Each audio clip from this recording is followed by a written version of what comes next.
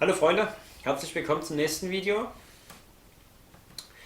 Die letzten Videos haben wir uns den hier angeguckt. Ich habe ihn vorgestellt, wir haben ihn zusammengebaut. Wir haben den 3-Seitenkipper angeguckt, wir haben den 3-Seitenkipper zusammengebaut.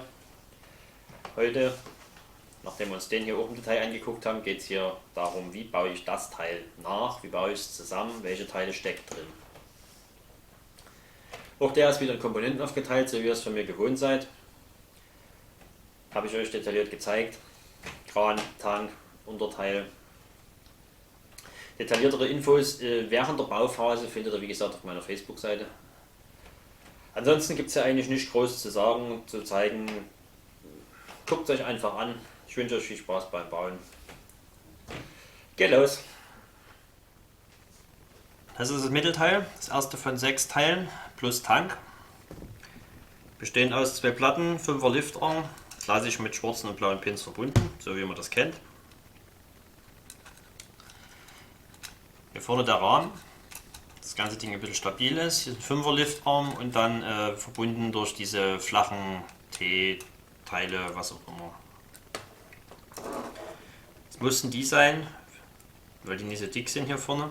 Das Ding ist ja dann zwischen den Schienen, die auf dem LKW langfahren. Wenn das Ding die Breite hätte wie der Rahmen hier oben, würde das am LKW hängen bleiben. Deswegen dort diese halbdicken Teile. Und hier die Ansteuerung vom Arm, vom Segment 1 zu Segment 2, vom Arm zum Hoch- und Runter machen. Mit 2 10er Achsen. Als nächstes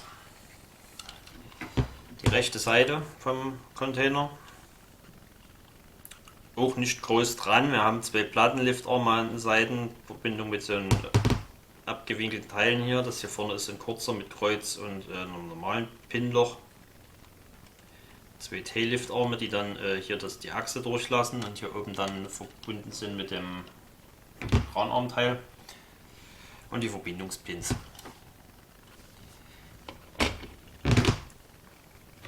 Teil Nummer 3 brauchen wir noch.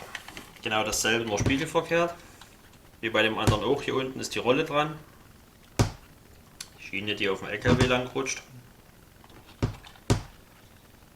Genau. Das kommt dann hier drüben dran.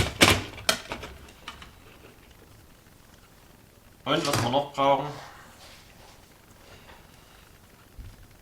ist das erste Segment vom Arm. Drehscheibe, Gelenk. Weil der Aktuator hier ja doch ein kleines bisschen nach vorne und nach hinten kippt, je nachdem ob das Ding oben oder unten ist. Ansonsten sind hier nicht groß dran, also wir haben hier unten 2 so eine L-Träger drin, einen liegend, der zweite steckt hier als dritte Position dahinter. Ja, das Ding hier, das ist der zweite L-Träger, der steht. 3er kurzer Liftarm, 15er Liftarm nach oben, das hier Dings ist nur Show, also das, damit es nicht so dürre aussieht, ansonsten hat das Ding keine Funktion. Und hier oben auch nochmal 2 so eine Ls verbunden über so einen Drehpin mit dem Aktuator. Und die 6er Achse, die hier drin steckt, die geht hier immer komplett durch. Die beherbergt dann den weiterführenden Armteil hier vorne. Genau. Um das zusammenzusetzen, die 3er Achse von dem Teil und das Gelenk musste ein bisschen die Schwerkraft nutzen. Das ist ein bisschen Friemelei, aber es geht. Man steckt das einfach hier drauf. Wenn man dann die Achse selber richtig erwischt, so wie ich es jetzt erwischt habe, kann man es festdrücken. So. Und dann lässt sich, kurz mal ein bisschen wackelig noch, aber das wird gleich. Na, dann kann man hier drehen und dann lässt sich der Arm nach oben und unten bewegen, um ihn dann letztendlich ein- und auszufalten. Das ist wichtig. Das jetzt festhalten, damit es nicht abfällt. Als nächstes schiebt man dann die Achse hier durch. Achte drauf, wo es rauskommt, na, dort oben, und dann geht die komplett bis hier durch. Und jetzt muss man viele Pins zielen, das ist nicht einfach, aber es geht. Ja. Jetzt kann man das Ding vorne loslassen, weil jetzt hält er ja fest. Drücken das zusammen, schieben hier nochmal nach. Schon ist der erste halbe Container fertig. Dasselbe Spiel machen wir jetzt mit dem zweiten hier nochmal. Wir zielen hier vorne wieder die Achse. So, durch das Loch dort kommt sie durch bis dahin. Dann auch hier wieder viele Pins zu treffen.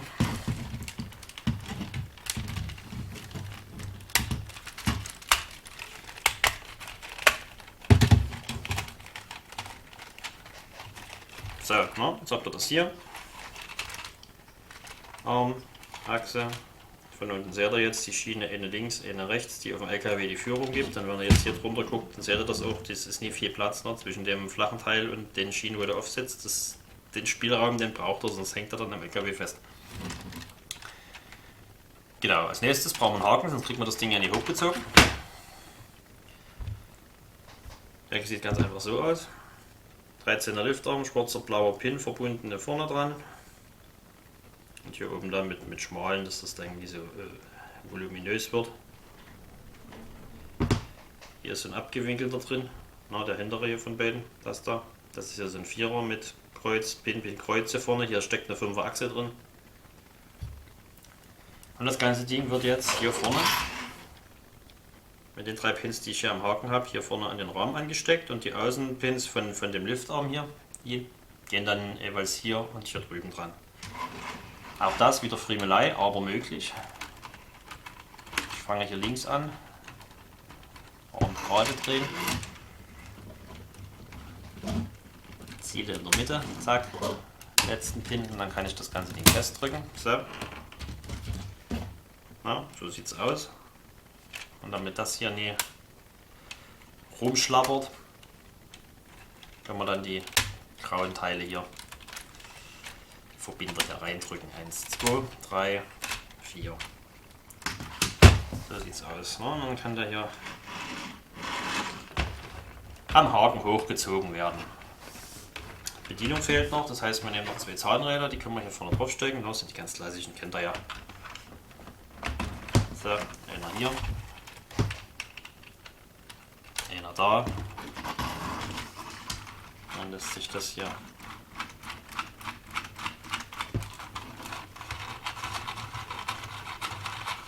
völlig entspannt einfahren. So, Drehung hier ist manuell, da ist nichts dran. Keine Bedienung. So, jetzt kommt das Hauptargument. Element, nie Argument. Der Arm. So sieht dem Ganzen aus. Die Pneumatikschläuche hier sind nur Spaß. Ja, also seht ihr ja, der geht hier rein und kommt hier nirgends wieder raus. Also ist, wie gesagt, es soll ein wassergießtechnisches Gerät sein und irgendwie muss das Wasser ja vorne zu der Düse kommen, deswegen hier ein bisschen alibimäßig die Schläuche dran. Was haben wir hier? Hier hinten ist der Aktuator an so einem T-Liftarm dran. Ja, das hier in der Mitte, das ist ein Dreier mit sind 3x3 T-Liftarm, je nachdem wie man das nennen will, Zahnrad. Fest, schwarzes Zahnrad hier, mehr ist hier nicht. Das ist ganz normal ein 7er und nochmal ein 7er. Ja, seht ihr, flach, nicht groß dran. Und 2 15er für die komplette Stabilität. Dann haben wir hier vorne wieder 2 so eine L, so eine 4x1 Liftarme. Und direkt dann neben der Mitte dazwischen, also oberhalb von dem Aktuator, ist das ganz normale 5er Liftarm, der rote hier. Der versteift das Ganze. Verbunden ist der einmal in der Mitte mit so einem blauen.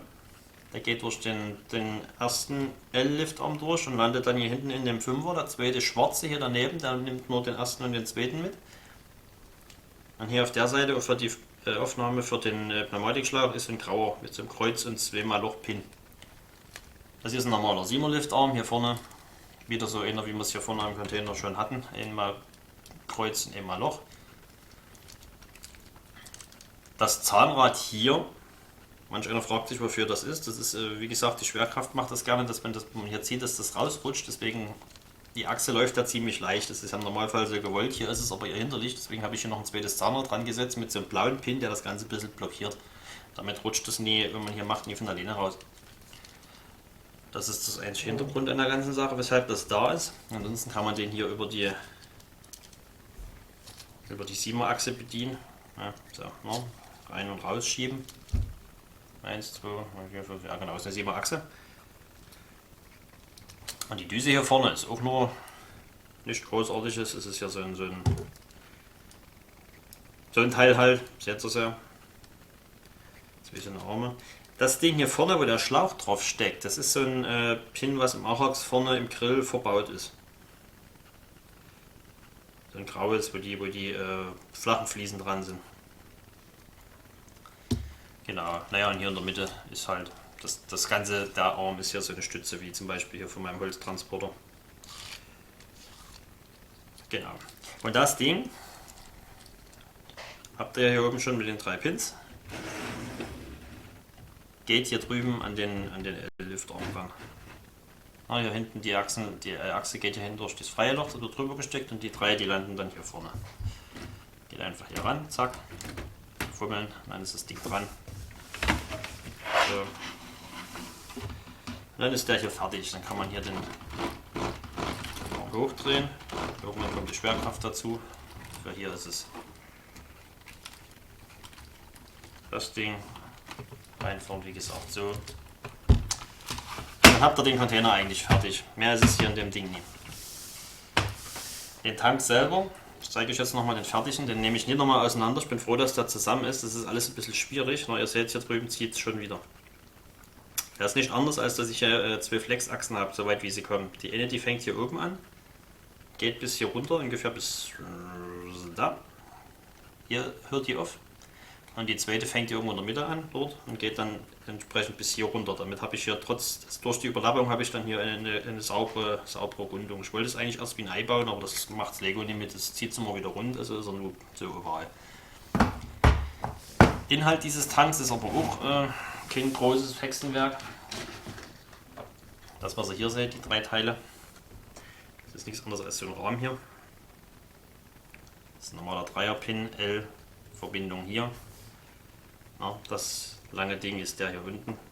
Das wird dann einfach hier weitergebaut. Hier oben seht ihr es ja. Hier oben dran ist das ohne, das ist nur so ein Ding, Siemer. Hier unten ist nochmal so ein Teil drunter.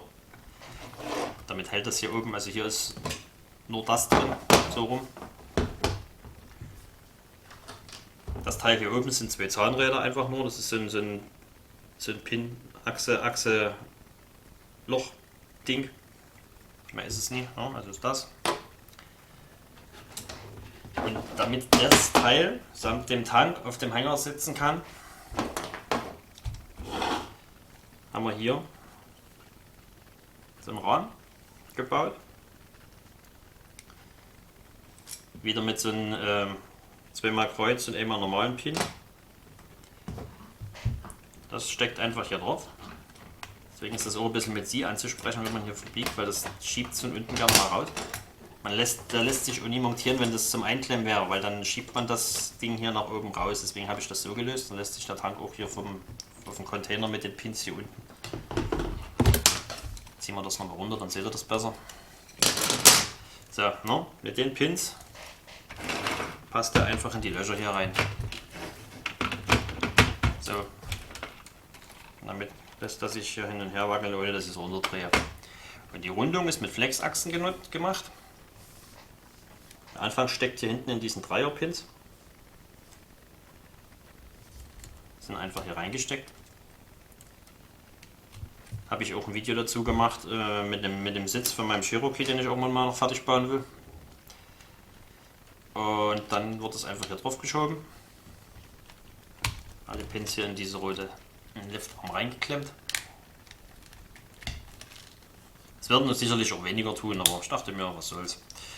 So, und jetzt ist das hier fest und dann kann man die anderen hier Friede, Freude, Eierkuchen rüberschieben. Zack. Zack. Je nachdem, wie groß ihr den Tank bauen wollt, man kann den Bauch ja auch größer machen. Das muss ja nicht bloß so kleiner sein, wie ich ihn jetzt hier habe. Muss man das entsprechend variieren, wie viele Dinger man hier drauf schiebt. Ja, an einem gewissen Punkt muss man dann hier entsprechend die nächste Flexachse. Das braucht man wieder so ein graues Ding, wie es hier drüben ist. Das wird dann hier reingesteckt. Ja, man kann es ja ohne machen, aber dann wackelt es halt. Dann kann man das verlängern. So. Na, und wenn man das dann hier nach oben zieht, so, seht ihr ja, dann wird das hier diese Rundung, wie mein Tank das eben so gemacht hat. So, genau. Soweit die Montage vom Tankcontainer. Das ganze Ding passt wie gesagt auf meinen Arox, das Video habt ihr hier. Die anderen genauso. In dem Sinne, viel Spaß beim Nachbauen und bis zum nächsten Mal. Ciao, ciao.